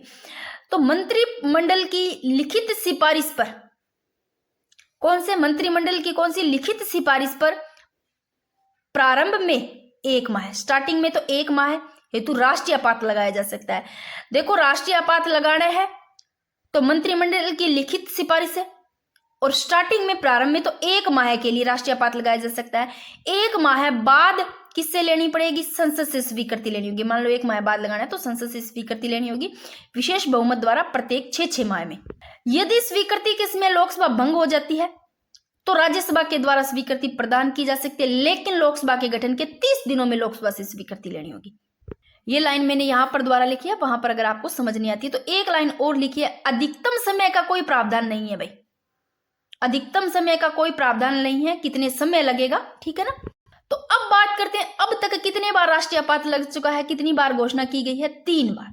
तो राष्ट्रीय आपातकाल की बात करें तो आर्टिकल 352 ध्यान रखना कौन से में उल्लेख में है, कौन से आर्टिकल में उल्लेख है, 352 में। तो 3 बार कब कब, एक तो 1962, फिर 71-75, पहले तो देखो 60 ही नहीं है 62 है, 2 ऊपर है, कब लगा 1962 में, फिर 1971 में, फिर 1975 में। तो पहली बार जब लगा तब 1962 में लगा, तो भारत पर चीन द्वारा आक्रमण करने पर, यानी कि भारत और चीन के मध्य युद्ध के कारण, ठीक है। 1971 में क्यों लगा, भारत पर पाक द्वारा, भारत पर किसके, पाक के द्वारा, पाकिस्तान के द्वारा आक्रमण के कारण। 1975 में कांग्रेस द्वारा आंतरिक अशांति के कारण लगा। 3 बार लगा, पहली बार तो भारत पर चीन के द्वारा आक्रमण के कारण, 1971 में लगा जब भारत पर पाकिस्तान का आक्रमण करेंगे, 75 में लगा जब कांग्रेस द्वारा आंतरिक अशांति के कारण, ठीक है ना, चीन पाकिस्तान और आंतरिक अशांति, ये ध्यान रखना 62, 71, 75 से। अब लो भाई, 3 बार जब राष्ट्रीय आपात लगा, पहली बार तो 1962 में, सेकंड बार 1971 में, थर्ड बार 1975 में। तो पहली बार लगा तो प्रधानमंत्री कौन थे, पंडित जवाहरलाल नेहरू, पैसे पहली पैसे प्रधानमंत्री पैसे पंडित जवाहरलाल नेहरू। सेकंड बार लगा तो प्रधानमंत्री इंदिरा गांधी, थर्ड बार भी इंदिरा गांधी, यानी कि 1971-75 में तो ये थी प्रधानमंत्री। फिर राष्ट्रपति जब पहली बार लगा तब आपातकाल सर्वपल्ली राधाकृष्णन राष्ट्रपति थे, सेकंड बार वीवी गिरी और थर्ड बार फखरुद्दीन अली अहमद। अब जल्दी जल्दी कर लेते हैं। राष्ट्रीय आपात के प्रभाव पढ़ लो कि राज्यों की समस्त कार्यपालिका शक्तियों पर किसका, केंद्र का नियंत्रण होगा, राज्य की समस्त कार्यपालिका शक्तियों पर केंद्र का नियंत्रण होगा।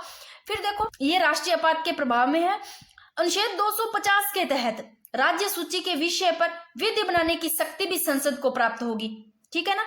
राष्ट्रीय आपात में क्या होगी, राज्य सूची के विषय पर विधि बनाने की शक्ति किनको होगी, संसद को, ठीक है। और यहां पर केंद्र को कार्यपालिका शक्ति पर, राज्यों की समस्त कार्यपालिका शक्तियों पर केंद्र का नियंत्रण होगा। और राज्यों को प्राप्त होने वाले वित्तीय अनुदान में कमी या कटौती की जा सकती है, राज्यों को प्राप्त होने वाले जो वित्तीय अनुदान है उसमें कटौती की जा सकती है, कमी या कटौती। लोकसभा एवं विधानसभा के कार्यकाल को 1-1 वर्ष हेतु बढ़ाया जा सकता है, 1-1 साल आगे बढ़ाया जा सकता है, 5 तो 6 हो जाए, ऐसे 1-1 साल आगे बढ़ाया जा सकता है लोकसभा विधानसभा के कार्यकाल को। फिर अनुच्छेद देखो, जब राष्ट्रीय आपात लगता है उस समय मैंने एक पहले भी आपको बताया था कि अनुच्छेद जो 20-21 है ना, इनको छोड़ करके 20-21 के अलावा अन्य मौलिक अधिकारों का निलंबन हो जाएगा, यानी कि समाप्त नहीं होंगे भाई, निलंबन हो जाएगा अनुच्छेद सिर्फ 20-21 को छोड़ करके जब राष्ट्रीय आपात लगेगा। तो ये चीजें ध्यान रखना।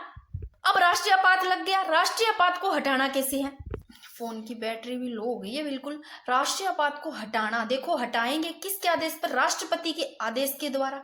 यदि निश्चित समयावधि में संसद से स्वीकृति न मिले राष्ट्रपति से, यदि लोकसभा के कितने 1/10 सदस्य एक प्रस्ताव लाए, कौन से लाए, लोकसभा के कितने 1/10 सदस्य एक प्रस्ताव लाए और उस प्रस्ताव को लोकसभा क्या कर दे, स्वीकार कर दे, वो भी 14 दिन में स्वीकार करना जरूरी है, तो आपातकाल को हटाया जा सकता है। अब आपको एक वाद, मिनर्वा मिल्स वाद है 1980, इंपॉर्टेंट है, इसको ध्यान रखना है, इंपॉर्टेंट है ये मिनर्वा मिल्स वाद 1980। लास्ट में मैं आपको वाद है ना एक दिन सारे एक जगह सारे करवा दूंगी।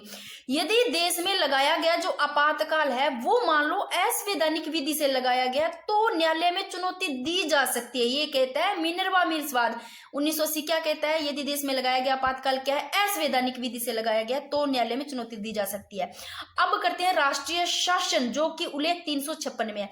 अब आपको एक चीज ध्यान रखना है, अभी अपनों ने राष्ट्रीय आपात पढ़ा है ना, इसमें आपात में आपात में आपको 3 लग रहा है, तो अब तक आपात का पूछे ना, राष्ट्रीय आपातकाल तो 3 बार, आपात में 3 की तरह 3, यानी कि 1962, 71, 75 में लगा, फर्स्ट बार 62 में, सेकंड 71 में, थर्ड 1975 में, 3 बार लगा।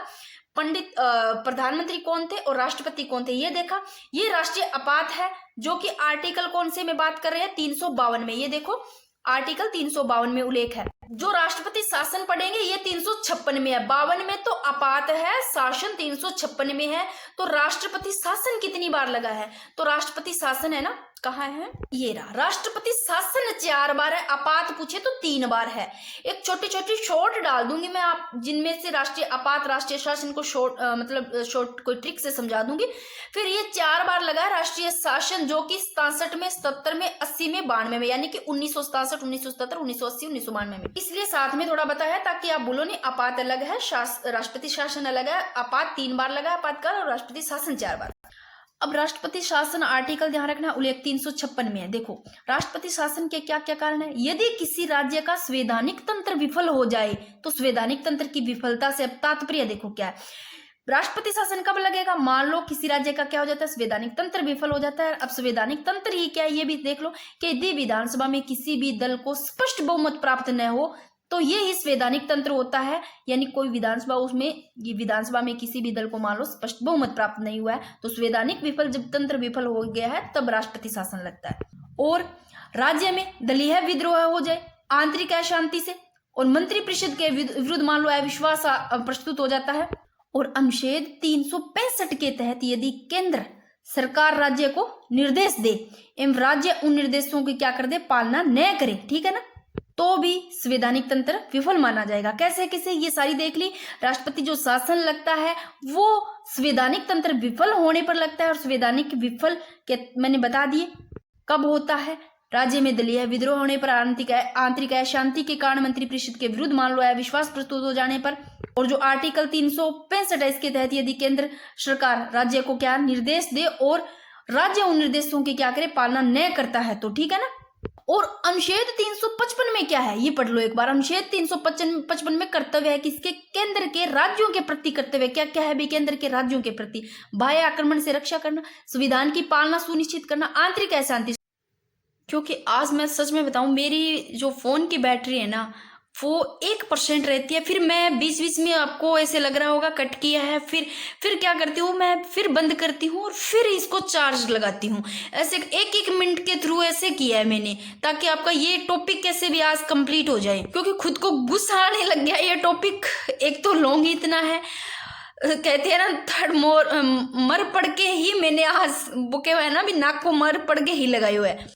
क्योंकि फोन की बैटरी लो हो रही है, बिल्कुल ही 1% रहती है, फिर रेड आ जाता है वापस। मैंने सोचा अभी बंद हो गया है। तो अब राष्ट्रपति शासन लगाने की प्रक्रिया पढ़ लो, फटाफट करवा देती हूँ। कि राज्यपाल की परामर्श, चाहे तो परामर्श हो, ना हो तो बिना परामर्श के प्रारंभ में 2 माह हेतु राष्ट्रपति शासन लगाया जा सकता है। प्रारंभ में तो 2 माह है, चाहे राज्यपाल की परामर्श मिले या बिना परामर्श के भी। तो 2 माह के बाद संसद से स्वीकृति लेने की। प्रारंभ में तो देखो परामर्श या बिना परामर्श के कितने 2 माह हेतु क्या राष्ट्रपति शासन लगाया जा सकता है। लेकिन 2 माह के बाद में संसद से स्वीकृति लेनी होगी, साधारणतः बहुमत से प्रत्येक 6 माह। और अधिकतम की बात करें तो अधिकतम 1 वर्ष, और विशेष परिस्थितियों में बात करें तो 3 साल, यानी कि 3 वर्ष। विशेष परिस्थितियां क्या है?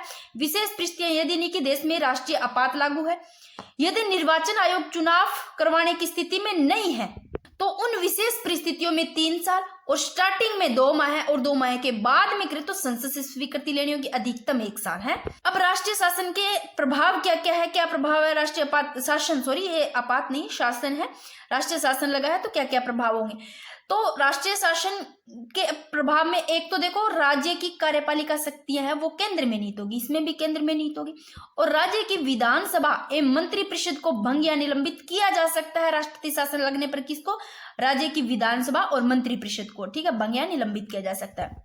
नेक्स्ट, राज्य सूची के विषय पर विधि निर्माण की शक्ति केंद्र को प्राप्त हो जाएगी। राज्य सूची के विषय में जो विधि निर्माण की शक्ति है वो भी केंद्र को प्राप्त हो जाएगी।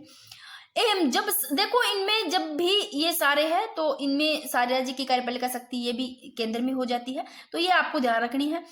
और राज्य सूची के विषय पर विधि निर्माण की शक्ति भी केंद्र को प्राप्त होगी। एम जब संसद का सत्र नहीं चल रहा हो तो राज्य सूची के विषय पर राष्ट्रपति अध्यादेश जारी कर सकते हैं, जिस समय संसद का सत्र नहीं चल रहा है। और राज्य की संपूर्ण व्यवस्था पर केंद्र का नियंत्रण एवं केंद्र के प्रतिनिधि के रूप में राज्यपाल द्वारा मुख्य सचिव की सहायता से शासन व्यवस्था का संचालन किया जाएगा। अब आपको ध्यान रखना है, वो वेरी वेरी इंपॉर्टेंट टॉपिक, भले ही बड़ा है, भले ही बोर हो रहे हो, आपको नोट्स बनाने हैं, राष्ट्रपति टॉपिक कंप्लीट करना है। तो देखो देश के विभिन्न राज्यों में पूछे कि अब तक कितनी बार राष्ट्रपति शासन लगाया जा चुका है देश के विभिन्न राज्यों में? तो 125 से अधिक बार। सबसे पहले पूछे सर्वप्रथम तो 1951 में पंजाब में, और सर्वाधिक अवधि तक भी पंजाब में। सबसे पहले भी पंजाब में, सर्वाधिक अवधि तक भी पंजाब में, और सर्वाधिक बार पूछे यानी कि सर्वाधिक समय अवधि तक पूछा है तो पंजाब में। सर्वाधिक बार पूछे तो मणिपुर में 11 बार और यूपी में 10 बार, यानी कि सर्वाधिक बार मणिपुर और यूपी। ऐसे राज्य जहां देखो एक भी बार राष्ट्रपति शासन नहीं लगाया गया तो ये छत्तीसगढ़, तेलंगाना, एक भी बार नहीं लगाया गया। तो एक बार इनको फिर से देख लेना, ये इंपॉर्टेंट है कि देश के विभिन्न राज्यों में अब तक 125 से अधिक बार राष्ट्रपति शासन लगाया जा चुका है। राष्ट्रपति शासन की बात करें तो देश के विभिन्न राज्यों में तो ध्यान रखना 125 से अधिक बार, ठीक है ना। सर्वाधिक बार मणिपुर, सबसे पहले आपको ये ध्यान रखना है। और कौन से राज्य है जहां पर एक भी बार राष्ट्रपति शासन नहीं लगा? तो छत्तीसगढ़, तेलंगाना। अगर पूछे राजस्थान में, तो राजस्थान में 4 बार राष्ट्रपति शासन लगाया गया है। कब कब? 1967, फिर 77, 80 रेगुलर वैसे नहीं है, आपको ऐसे ध्यान रखना है। चाहे तो आप पीछे वाला 7, 67, 77 है, कैसे भी याद कर लो। फिर 1980, 92 में है। बात करें राष्ट्रपति शासन जो राजस्थान में 4 बार लगा है, तो पहली बार 1967 में। कारण क्या था? सुखाड़िया सरकार अल्पमत में, यानी कि बहुमत नहीं रहा, तो पहली बार लगा, ये कारण था। सेकंड बार लगा 1977 में, केंद्र में सत्ता में परिवर्तन के कारण। 1981 में लगा केंद्र में सत्ता परिवर्तन, ये भी। और 1992 में बाबरी मस्जिद कारण था, ठीक है। तो आप कारण देख लेना कब कब लगा। फिर बात करते हैं जब पहली बार राष्ट्रपति शासन लगा तब राज्यपाल थे संपूर्णानंद, और जब दूसरी बार 1977 में लगा तब राज्यपाल वेदपाल त्यागी, मुख्यमंत्री हरिदेव जोशी। और 1980 में लगा तब राज्यपाल रघुकुल तिलक और भैरों सिंह शेखावत मुख्यमंत्री। 1992 में राज्यपाल एम चन्ना रेड्डी, और यहाँ रेगुलर दोनों बार मुख्यमंत्री रहे 1980 और 92 में भैरों सिंह शेखावत। अब इनसे क्या बन सकते हैं भैरों सिंह शेखावत से? कि ऐसे मुख्यमंत्री जिनके समय 2 बार राष्ट्रपति शासन लगा। देखो राष्ट्रपति शासन लग रहा है, 2 बार मुख्यमंत्री जो रहे तब राष्ट्रपति शासन लगा, ये है भैरों सिंह शेखावत। फिर बात करते हैं राष्ट्रपति शासन राज्यों में, तो अनुच्छेद 356 के तहत दिल्ली में अनुच्छेद 239 ए बी और पुदुचेरी में संघ शासित प्रदेश अधिनियम 1963 की धारा 51 के तहत, और जम्मू कश्मीर में जम्मू कश्मीर पुनर्गठन अधिनियम 2019 की धारा 73 के तहत। तो ये भी थोड़ा देख लेना। अब राष्ट्रपति शासन लग गया, अब हटाना कैसे हटता है? एक तो राष्ट्रपति के आदेश के द्वारा हटेगा। यदि निश्चित समय अवधि में संसद से स्वीकृति न मिले तो राष्ट्रपति शासन को हटाया जाएगा। अब आपको ध्यान रखना है कि एक बात, कौन सा? SR बॉम्बई बनाम बारसंघ 1994। यदि राष्ट्रपति शासन असंवैधानिक विधि से लगाया गया है तो न्यायालय में चुनौती दी जा सकती है। ये कहता है, कौन सा कहता है? SR जो बॉम्बई बनाम बारसंघ 1994 में ये कहता है, मान लो राष्ट्रपति शासन असंवैधानिक विधि से लगाया गया है तो उसको न्यायालय में चुनौती दी जा सकती है। और राष्ट्रपति शासन का प्रयोग अंतिम विकल्प के रूप में किया जाएगा। जब तक संसद से स्वीकृति न मिले विधानसभा को निलंबित किया जा सकता है, भंग नहीं किया जा सकता, ठीक है ना। जब तक संसद से स्वीकृति नहीं मिलती है तब तक। बहुमत का निर्धारण राजभवन में न होकर के कहा होगा? विधानसभा में होगा। तो ये SR बॉम्बई बनाम बारसंघ 1994 में देख लेना क्या क्या। फिर वित्तीय आपातकाल देखते हैं आर्टिकल 360 के तहत। एक बार फिर से देखो, राष्ट्रीय आपात पड़ा है 352 के तहत, राष्ट्रीय शासन 356 के तहत, वित्तीय आपात 360 के तहत। ये राष्ट्रपति की आपातकालीन शक्तियां देख लो। वैसे तो मैंने ना इन जो ये राष्ट्रपति की आपातकालीन शक्तियां हैं, जब पहले मैंने राष्ट्रपति करवाया तो इनकी एक अलग से क्लास लगा रखी है। आप अगर इस क्लास को आपको लंबी लगती है, थोड़ा कुछ ज्यादा ऐसे लगता है, तो आप उनकी अलग से क्लास दे सकते हो। और वहां पर क्योंकि कोई चीज को अपने अलग से समझाते हैं तो थोड़ा ज्यादा टाइम देकर के अच्छे से समझाया जा सकता है, ठीक है। वित्तीय आपात जो कि आर्टिकल 360 में उल्लेख है। कारण है क्यों लगता है वित्तीय आपात? यदि भारत की साख को खतरा उत्पन्न हो जाए और राष्ट्रपति के आदेश द्वारा प्रारंभ में 2 माह हेतु वित्तीय आपात लगाया जा सकता है। राष्ट्रपति के आदेश के द्वारा स्टार्टिंग में 2 माह हेतु वित्तीय आपात लगाया जा सकता है, और 2 माह के बाद में वो इस चीज से 2 माह के बाद में संसद से स्वीकृति लेनी होगी साधारण बहुमत से एक ही बार, ठीक है। अधिकतम समय सीमा का कोई प्रावधान नहीं है भाई, ठीक है, कितने समय लगना है क्या है। प्रभाव की बात करें, क्या क्या प्रभाव पड़ेगा? वित्तीय आपात लगा है तो अनुच्छेद 360 के तहत ध्यान रखना वित्तीय आपात के प्रभाव है कि केंद्रीय कर्मचारियों के वेतनों में कटौती होगी। जब वित्तीय आपातकाल लगेगा तो ये प्रभाव पड़ेंगे, केंद्रीय कर्मचारी उनके वेतन में कटौती होगी, और सुप्रीम कोर्ट और हाई कोर्ट है इनके न्यायाधीशों के वेतन में भी कटौती, और केंद्र के निर्देश पर राज्य कर्मचारियों के वेतन में कटौती, और राज्य बजट धन विधेयक केंद्र की अनुमति से पेश होंगे, राज्य को औचित्य स्थापना का सिद्धांत का पालन करना होगा। ये इनके प्रभाव है, और वित्तीय आपात आर्टिकल 360 के तहत है। अब ऐसे इतना ही है कि वित्तीय आपात को हटाना कैसे पढ़ लो। वही चीज है कि राष्ट्रपति के आदेश के द्वारा हटाया जाएगा। यदि निश्चित समय अवधि में संसद से स्वीकृति नहीं मिलती है तो वित्तीय आपात को हटाया जाएगा। अब देखो, राष्ट्रपति व राज्यपाल के विशेषाधिकार पढ़ लो 361 के तहत, वेरी वेरी इंपॉर्टेंट। तो विशेषाधिकार है किसके? राष्ट्रपति व राज्यपाल के, जो कि अनुच्छेद 361 के तहत है। कार्यकाल के दौरान किए गए किसी भी कार्य को लेकर न्यायालय में चुनौती नहीं दी जा सकती। तो ये है कि कार्यकाल के दौरान किए गए कोई भी कार्य, उसको लेकर के कहा न्यायालय में चुनौती नहीं दी जा सकती। और कार्यकाल के दौरान आपराधिक या जो फौजदारी मामले हैं, तो कार्यकाल के दौरान आपराधिक या फौजदारी मामला दर्जा नहीं होगा। तो मैंने ये भी बता दिया था कि सिविल जो दीवानी मामला होता है, आपराधिक जो फौजदारी मामला होता है, वो क्या होता है? जब नीति निर्देशक तत्व करवाया, किसी भी न्यायालय में न तो पूछताछ हेतु बुलाया जा सकता है और न ही गिरफ्तारी का वारंट जारी होगा भाई। तो कोई भी न्यायालय उसमें पूछताछ हेतु बुलाया भी नहीं जाएगा और गिरफ्तारी का वारंट भी जारी नहीं होगा। यदि दीवानी यानी कि जो सिविल मामला है दर्ज करना है तो 2 माह पूर्व सूचना देनी होगी, ठीक है। बाकी ये आपको या तो इनकी मैं PDF डाल दूंगी, बाकी नहीं तो ऐसे करेंगे 5 मिनट की छोटी सी क्लास आ जाएगी, उसमें सारे जो राष्ट्रपति है वो एक बार आपको करवा दूंगी। एक बार फटाफट देख लो। जो प्रथम राष्ट्रपति है वो आप सबको पता है, डॉक्टर राजेंद्र प्रसाद, और कार्यकाल 26 जनवरी 1950 से लेकर 13 मई 1962 तक विधानसभा के ये अध्यक्ष भी रहे, ठीक है ना।